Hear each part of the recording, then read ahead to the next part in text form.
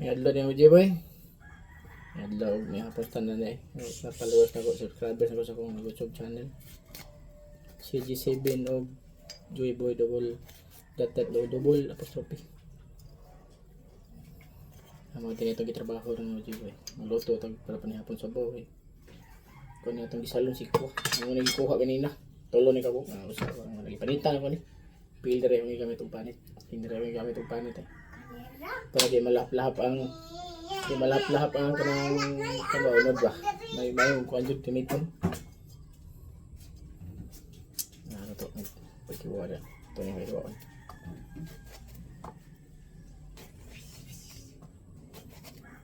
Ito yung gisalon.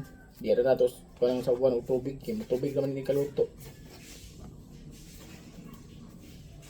Tamis-tamis ang lasa.